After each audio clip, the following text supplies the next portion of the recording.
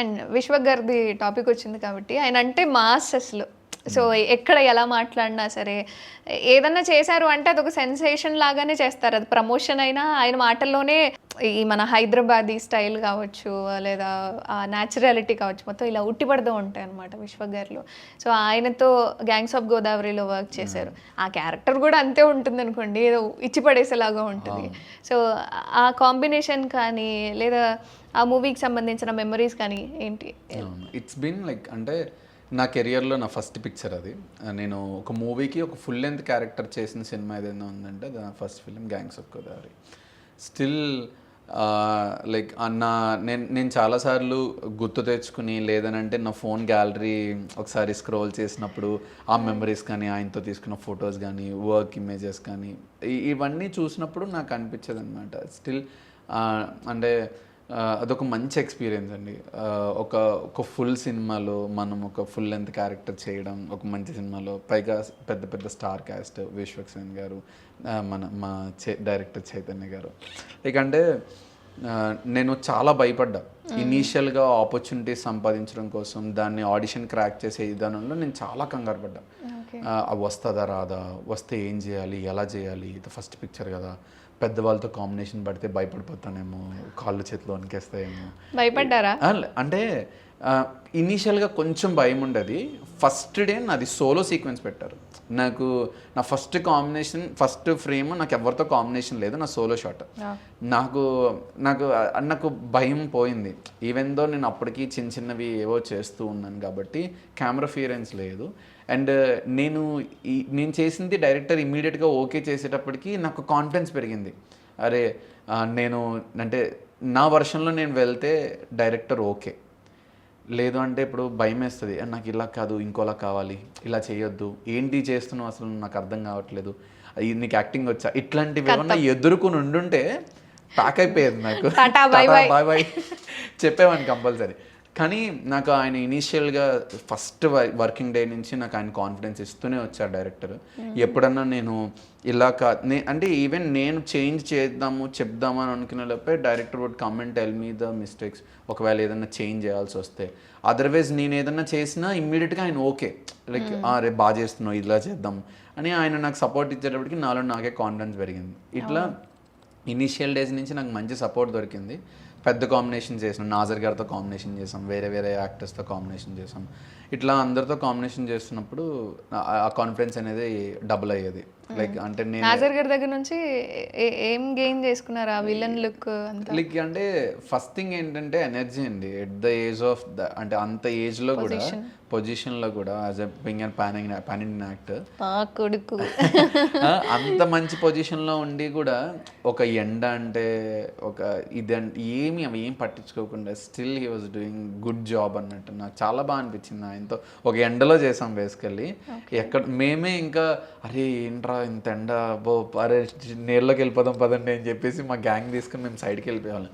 But still short ఉన్నా short లేకపోయినా ఆయన వెళ్ళేంత మనం అంటే సార్ మీరు వెళ్ళి రిలాక్స్ అవ్వండి అని చెప్పేంత వరకు direction team still he should stand at that place only, ఆ షార్ట్ కంప్లీట్ అయ్యేంత వరకు.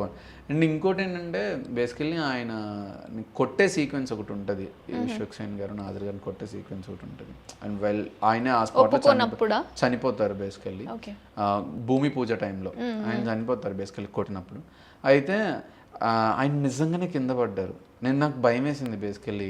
ఆయన పడితే మేబీ అంత పెద్ద యాక్టర్ కదా, కింద పడితే ఆయన దెబ్బలు తగిలితే they will take care of him అది అని. బేసికల్లీ ఆయన కొట్టినప్పుడు బై మిస్టేక్ ఆయన నిజంగానే అట్లా స్లిప్ పడిపోవాలి. అంటే ఇలా కొడితే పడిపోవాలి కదా, ఆయన నిజంగా యాక్టింగ్ చేస్తూ అలా పడిపోయారు. నేను భయపడిపోయాను, ఏమో ఆయనకైనా దెబ్బలు తగులుతాయేమో అది. అండ్ సింపుల్గా అలా నించుని టేక్ ఓకేనా, ఫైన్ ఓకే అంటే వెళ్దాము అన్నట్టు ఆయన అంత ఈజీగా ఉండే. మాలాంటి యాక్టర్స్, యంగ్ యాక్టర్స్ ఎలా ఉంటే అంత ఎండ్లో ఏదైనా ఇలా డ్యామేజ్ అయితే ఇమ్మీడియట్గా వచ్చి ఇరిటేషన్ చూపించడమో, తెలియకుండా సఫర్ అవ్వడమో ఏదో జరుగుతుంది కదా. సో అదేం లేకుండా బాగా రెస్పాండ్ అయ్యారు ఆయన.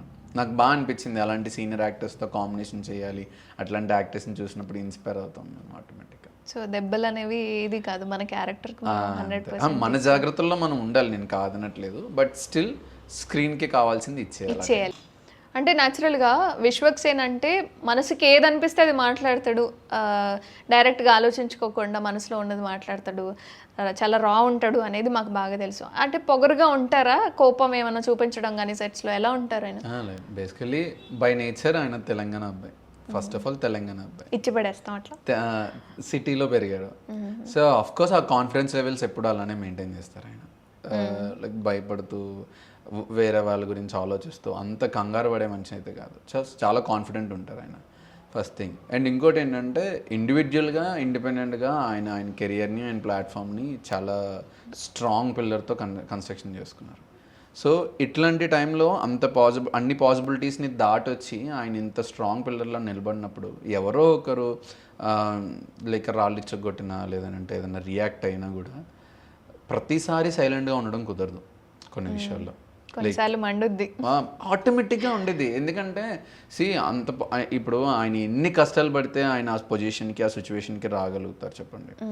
సో ఒక ఇండివిజువల్గా ఆయన అంత పొజిషన్కి రీచ్ అయిన తర్వాత ఎవరో వచ్చి ఒక మాట మాట్లాడితే రియాక్ట్ అవ్వకుండా ప్రతిసారి మనం రియాక్ట్ అవ్వడం కూడా ఒక్కోసారి ఇంపార్టెంటే. ప్రతిసారి మాట్లాడాల్సిన అవసరం లేదు, బట్ సమ్వేర్ ఒక పాయింట్లో మనం రియాక్ట్ అవ్వకపోతే అది చనువిచ్చినట్టు అవుతుంది కంపల్సరీ కొంతమందికి. సో అది ఆయన నిలబెట్టుకుంటారు. ఆయన నిలబెట్టుకోవడంలో కూడా ఆయన గొప్పతనం ఉంటుంది. నాకు నిజంగా ఒక్కొక్కసారి నేను అనుకుంటా కొంతమంది రియాక్ట్ అవ్వకుండా సైలెంట్గా వెళ్ళిపోతారు. ఇప్పుడు లైక్ మన కాన్వర్జేషన్స్లో వచ్చింది, లైక్ ఇప్పుడు ప్రదీప్ గారిని ఇట్లా అన్నారు ఒక యాంకర్ సంథింగ్ ఇట్లా మాట్లాడారు, హీరో మెటీరియల్ కాదు అన్నట్టు రియాక్ట్ అయ్యారని అన్నారు. ఆ టైంలో ప్రదీప్ గారు ఏమన్నారు, I use to face this from my childhood, ఎప్పటి నుంచో వింటున్న మాట ఇది. ఆ పాయింట్ తర్వాత నాకు తెలిసి ప్రదీప్ గారు అది ఫేస్ చేసి ఉండకపోవచ్చు. ఇప్పుడు ఆయన కోట్ల బడ్జెట్ ఉంది ఇప్పుడు ఇక్కడ. అంటే ఆయన బేసికల్లీ ఆయన ఇస్తున్న హిట్స్ కానీ ఆయన చేస్తున్న లైనప్ మూవీస్ కానీ ప్రొడక్షన్స్ కానీ ఎక్కడ ఆ మాట రానివ్వరు. ఎందుకనంటే హీ ప్రూవ్స్.